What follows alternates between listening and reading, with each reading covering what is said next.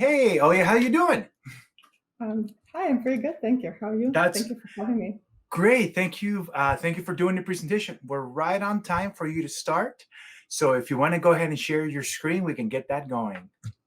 Sounds good. Yeah, I was trying to figure out how to share just the deck.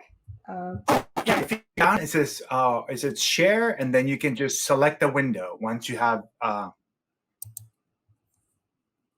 All right, if you let's already have see. the PowerPoint up. Share screen, and then yeah, I have it up. Perfect. See that actually. All right. Perfect. Go ahead and start the presentation in full screen. I see it. Yeah, I think that's gonna happen now. Yep. Give it a second. No? Oh, I see. It's the wrong All right, screen share. wrong screen. Yeah, I see. Yeah, What the go joy back. of doing these things Yeah. live. So yeah, but All right. anyway, so if go ahead and get that going, Alia. All of you people watching, remember, ask your questions using the hashtag .NETConf. We have a team of people looking at them and putting into the tag board. Keep them coming, and thank you for if you've been watching the entire day, like some of you have, I know. Thank you so much. Remember, all of these are going to be recorded and posted on YouTube channel 9 after the conference. It usually takes us a couple days to get it all spliced up because we'll remove some of the banter, like me talking right now, so you don't see any of that. You just see the great content from our speakers. So also we have on the website, remember, we have a swag bag giveaway. So I recommend that you go to focus.netconf.net. Thank you so much. There and /swag, and then sign up and get that going. So that would be great if you can do that. We're planning on giving away the prizes here at the end of the day. So if you want to be part of that group, please go ahead and sign up. So still trying to figure it out? Yeah. I'm sorry. It's all good. It's taken a little bit. Yep. Yeah, I guess I'll just share a different screen, whatever one is there. Yeah, I recommend whatever. Go ahead and start your PowerPoint and get it all going, and then do share in whatever screen that's in full screen. Share that screen. Sounds good. Okay, I'll try and do that. Yeah. So the funny thing about, and go ahead, keep doing this. The funny thing about this, I literally am getting a tan because I have a screen here, I have another screen here, all over the place because we need that much stuff. Screens, yeah. Yeah. All right, it's always great. It works this time. Yeah. Sorry for the delay. Let's see. This should be the one, I believe. All right. Yeah, that looks better. There it is. I'll bring it and I'll mute myself and go take it right away. All right, thank you. Okay, so hi everyone, and welcome to my session, and I hope you will enjoy it. So my name is Ola. I'm a software engineer, and I have joined my current company, Demetrius, almost 2 years ago, and that brought me into two exciting spaces. So one is I made a dive into biotech. This is a domain that's nothing like I've ever had to deal with before.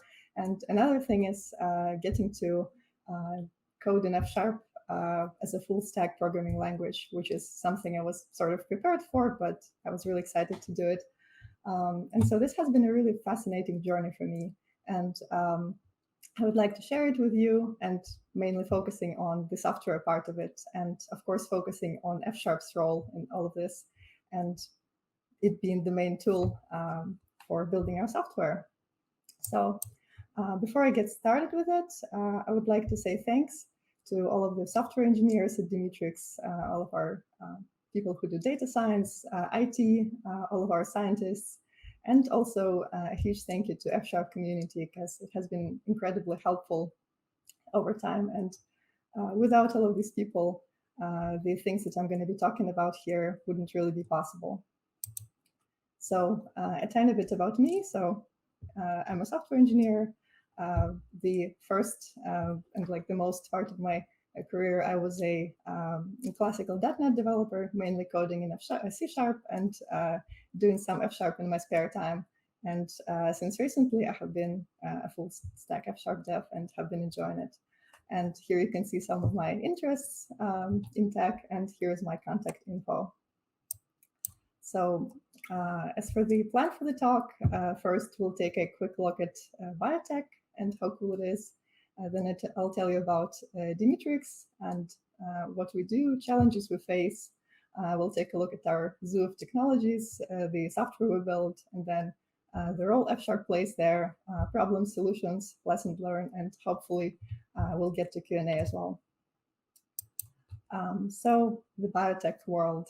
So when you start looking at it, exploring it, it kind of makes you feel like you're in some kind of a science fiction novel. There are so many things that are possible currently, and this sphere really keeps developing really fast nowadays. And for example, a cool project in the medical domain is malaria medicine manufactured with yeast. There are a bunch of interesting things going on in the environmental space. So scientists figured out how to biosynthesize various construction materials like cement, or biosynthesize things like leather. Also, there's a cool project in the food space, impossible foods. So what they did, they discovered that heme molecule is basically the molecule that's responsible for a lot of the meat's properties. And so using it, you can sort of replicate the meat. And so they, just like Emrys for the medicine, they modified yeast genetically to make it produce that heme molecule and set up a process to produce impossible meats or impossible burgers with those meats. There are some weirder use cases, like people are trying to use DNA as a data storage and store data in DNA, like catalog DNA. And there are some fun products like Z-Biotics, which is a biosynthesized probiotic that eats acetaldehyde, which is something that causes hangover. And so before I just talk too much about it, let's actually move on to Demetrius and what does it do in the biotech space. So as for Demetrius, similarly to some of the examples that I talked about, we're in the space of metabolic engineering, and we genetically modify yeast and kind of put the metabolism of a plant into yeast, and using fermentation, make it produce the compounds that we need, just like the plant would do. And so the current focus of Demetrius is on synthesis of rare cannabinoids that are safe, legal, useful, and good for health and wellness. And you would think, why would you do it instead of just extracting those from the plant? So the thing is, especially for the rare cannabinoids, it wouldn't be really efficient because you would have to waste a lot of plant material to do that. And yeast itself, it's easy to grow, and therefore, based on yeast, you can build a nice and scalable platform. And you just have more control over things like making your process cleaner, more efficient, which is pretty great. And that might sound a bit easy, though I'm telling it, and you might think, oh, I can just set up a lab at home and just do the same thing as Demetrius does, but not really. There is devil is in the details, and you will see it soon enough as I'll be showing you how the process looks like and how the software that supports it looks like. So at the kind of very high level view, there are two main avenues that are necessary for things to work. So one is the R&D and strain engineering, which is basically focused on designing optimal yeast strains and all the things around it. And the other one is manufacturing and process engineering, which is focused on all things related to and around the fermentation. And this is all not easy because you can't really just make a perfect strain of yeast from the first attempt. You have to make a lot of experiments, do a lot of testing, analysis, and you need to optimize things too. And then fermentation is also not that easy because you need to figure out how to make it consistent, how to make it scalable and robust, and how to make the strains perform optimally, ensure that they don't die or anything. And also you need to extract and purify and preserve your resulting products. And for all of those things, you need processes set up in your lab. And for each process, you need a team to run it and enhance it and maintain it. Let's see. And this is bits of what it looks like in real world in the lab. So you see some of the robots here and some of the lab setup, and it's only a small part of what's actually there. And so as you imagine, those robots produce a lot of data that you need to work with and make sense of. And for all of the experiments, you need to capture all the relevant information. And you also need to orchestrate between the different groups in terms of timing of things to happen, given all the dependencies that are there, and keeping the possible issues in mind, like something breaking or going wrong. And of course, given all of that, for a lab to be efficient, you need some good software to support and make this process optimal. And you probably won't be able to just get away with spreadsheets. Well, I mean, you can, but you won't really be efficient or scalable. So if we look at the logical view of it, this is actually a view that was generated by my coworker Heen when she was doing user story mapping sessions with all of the scientists. So here, only some of the parts are shown, and you can see the complexity. And if you further zoom in, some of those little squares would also become complicated workflows. And so we actually need to build a model of all of this, of the real world. And we need to make sure that we don't make it too complicated, because then you'll just drown in complexity and won't be efficient. And if you go too abstract, you'll just lose some valuable data and insights. And you need to care about things like the software being extensible, scalable, et cetera, and of course have a nice user interface for the scientists to be happy. So that leads to some of the challenges that we face. So there are some challenges that are specific to our world listed here, and there are also the challenges that are pretty much common for any software developer out there, like hosting your application, testing it, setting up CI, logging stuff, choosing a good source of, choosing a good place to store data. And so all of this combined is a lot to deal with, and like we'll take anything that will help us to save us some headaches. And the thing that will help a lot is the right choice of technology, because that can really make a lot of things easier.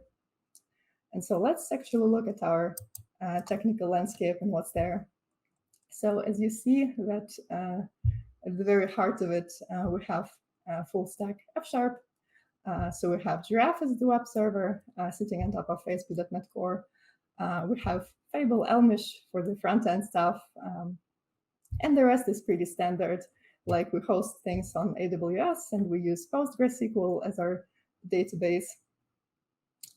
And if we look at our applications, we have three main ones. The core one is LIMS, which is Lab Information Management System. And then we have a commercial app that's in the works. And then we have a data warehouse with an app for visualizing some things, and Grafana that is hooked up to the warehouse. And besides that, we also have smaller apps and scripts developed by software engineers, scientists. Not all of them are written in Fsharp. Some of them are in Python and R. Excuse me. And they also need to talk to libs. And so in order to achieve that, Fsharp has been really helpful. And I mean, having Fsharp as a language that is everywhere, because then you can share a lot of the code across your front end and back end. And that includes some of your types. That includes code that helps you deal with the control your code flow, and things like logging, which is pretty great. And looking at an individual app, you see that we have an API layer here. It's just an HTTP RESTful API, and that is something that external apps and like non-Fsharp apps can easily talk to. So an important thing that we need to deal with is the language of scientists. So we have lots of different groups. Every one of them has its own language, and sometimes there are some ambiguities in terms of terms, and so we need to address that, make sure everyone understands each other. And so the way we deal with it is through ontologies. So it's a central place where all of the terms are stored hierarchically, and here you can see the database schema for that. So at the top level you have domain, then you have namespaces within the domain, then you have your tags, and you have things to manage relationships and to assign those tags to objects. So let's look at the apps and the front-end stuff. So LIMS is hosted as one large application, and it has a set of kind of federated Fable applications inside of it. The first one we're going to look at is DNA Designer. A neat thing about it is that inside it uses a special language that scientists can work with to define their DNA. And if you want to learn more about the language itself, you can check out this article, and you can look at the Demetrius's talk by Darren from 2017, which focuses just on this language. Pretty interesting. And so, yeah, scientists define DNA here, compile, making sure everything is good, and then they access it here and take different pieces that are available, build the resulting sequence, save it, and once they're done, they can actually build it in the real world, and then they need to make sure that it is good and it is constructed as expected. So it goes through sequencing, and here you can see the result of quality control. And these little red sections, they show deviations. Another important thing that we need to do is to keep track of everything. When, for example, you put something into a freezer, you need to know exactly where it is when you come back for it later. And so scientists at Demetrius, before going to the freezer, they first look things up in LIMS, find the exact location of like the plate or whatever it was, and then go get it. Another important aspect, as I mentioned before, is to be able to coordinate between humans, robots, different groups, and make sure that things are handed off at the right times. And so here you can see some of the software that helps with that. Here is the schedule of submissions for analytics processing. And on the right, you can see a sort of a visualization of experiment process. So on the left here, you see what's planned. On the right, like what's actually executed, and all kinds of associated data and like structure stages of the experiment. This is an interactive way for users to set their layouts for the experiments, to define what is inside the plates and in which locations. Very nice and convenient. And this is built in elmish with an underlying React component, and there's lots of SVG magic going on under the hood. And another thing is data visualization. So we have a lot of data coming from various robots and like a lot of fermentation data specifically. And for fermentation, scientists need to track a lot of different parameters as the yeast just grows, does its thing. And this is a way to reason about this data, analyze it, compare different runs and such. And this was built using a nice open source library of Elise Plotly, which is a Fable wrapper around Plotly.js that is a port of Python's Plotly. So this is an example view of Grafana that we have set up and connected to our warehouse. And this is something that our scientists use to build their own dashboards and to just play with data as they please without really having to write code for it. And the last app is Dasware Linter. It makes the setup of reactors easier.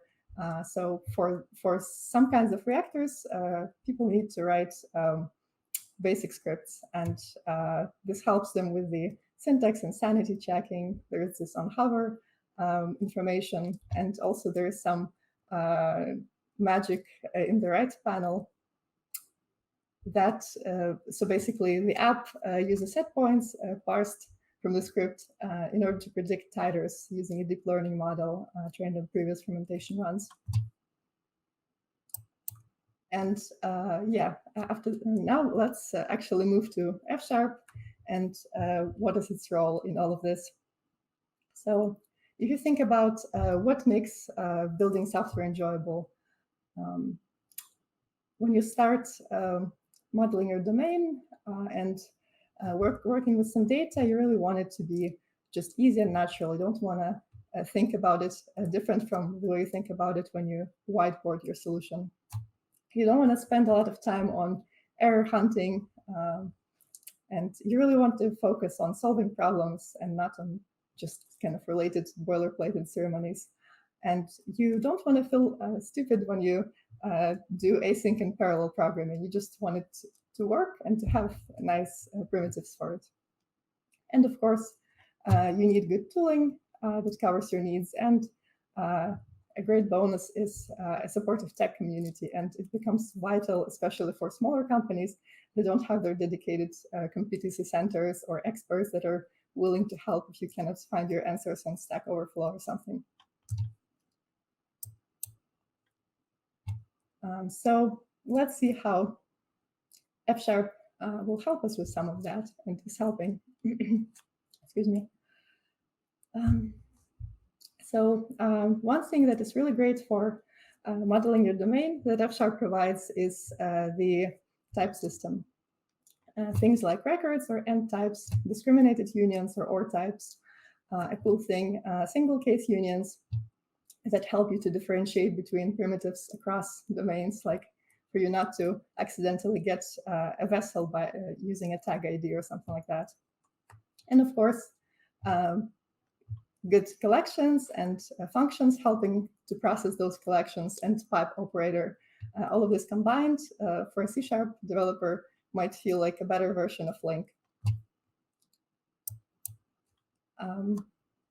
So in terms of error hunting, so previously I feel like I spent way too much time on it, but here I mainly do it if something goes wrong when I'm doing some integration work, or maybe if it's an error related to issues with some JavaScript component that I'm using, but not as much troubleshooting of our own code base.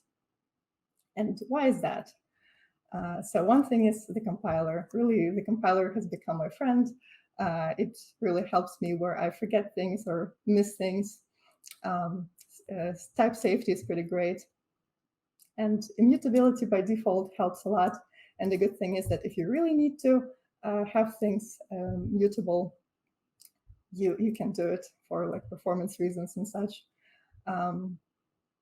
Then another good thing is option types that helps you to avoid null reference exceptions and such, and to encapsulate your existing data in some, and if you have nothing, you just say none. Units of measure help you not to confuse, like, I don't know, liters and meters or something like that. And last but not least is the approach called railway-oriented programming. So here you see a picture that sort of shows it.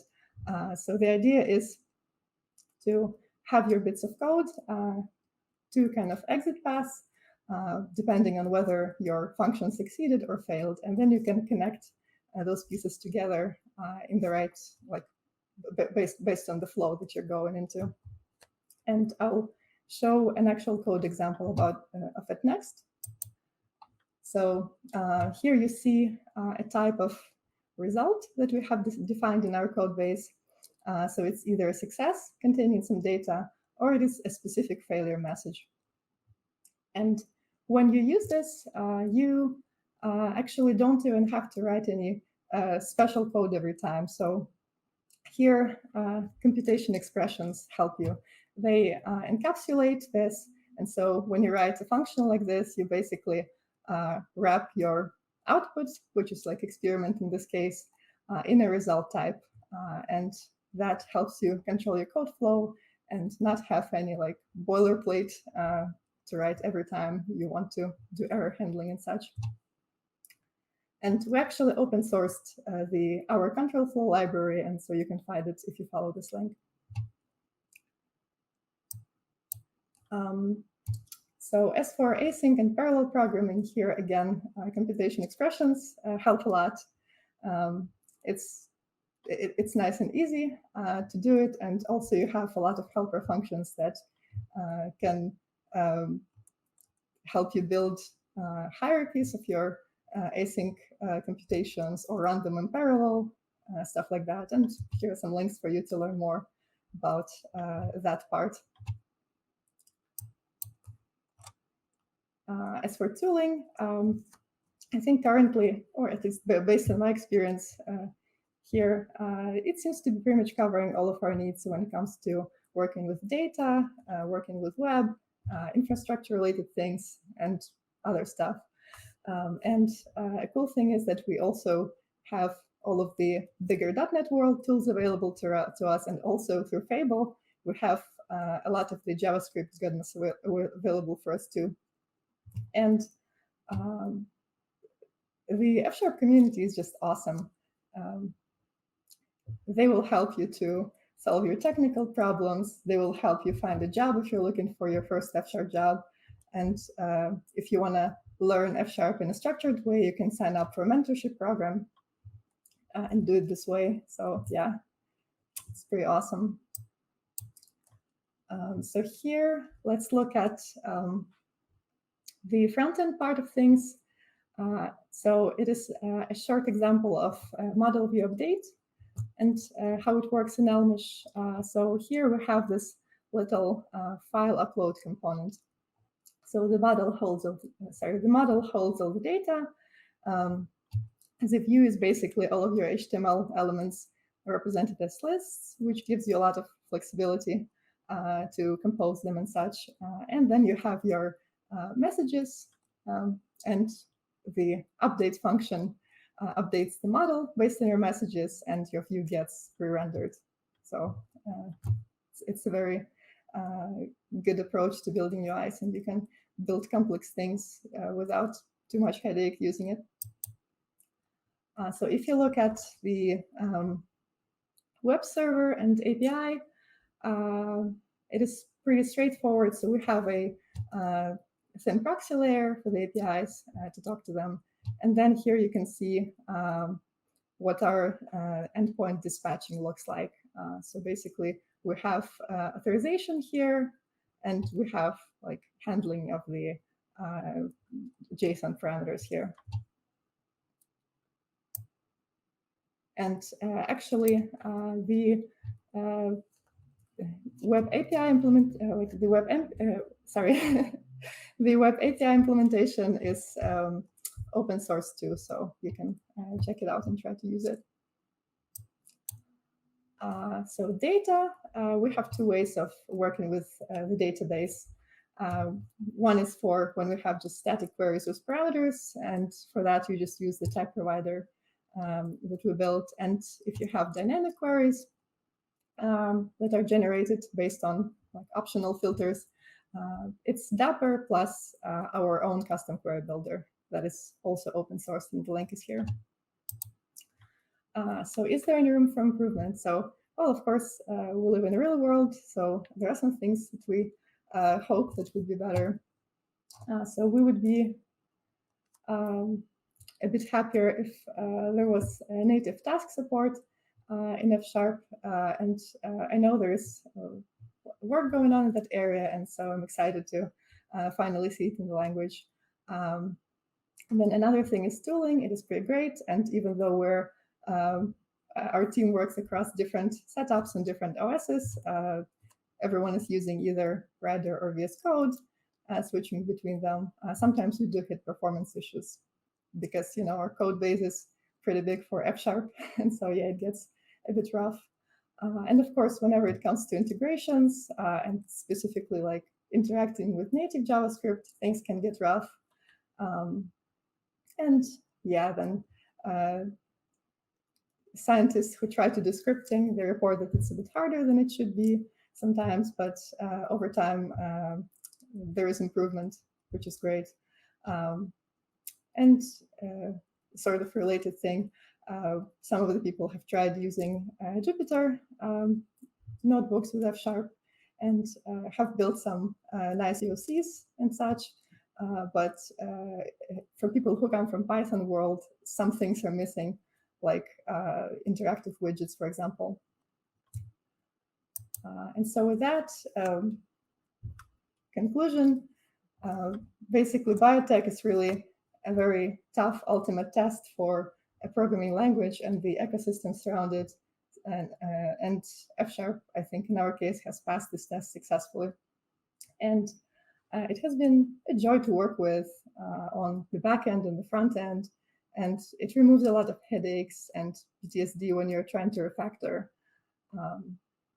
And the resulting code is maintainable and reliable, and it can be delivered quickly.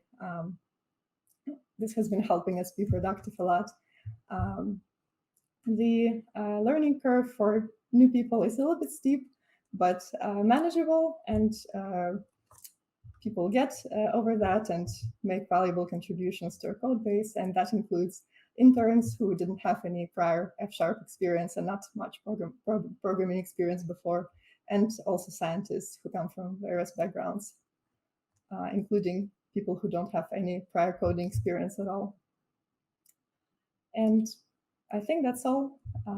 Thank you for listening to me, and I hope you enjoyed the session. Perfect. Thank you so much. It was a great session. So I was going to say we're right on time, so we don't have any questions we can ask right now. So if you want to go to Twitter and answer those questions, that will be great. Oh yeah, I'll be happy to answer them. Excellent. Well, thank you, everybody. Thank you, Olia, for taking the time to present for us at .NET Conf.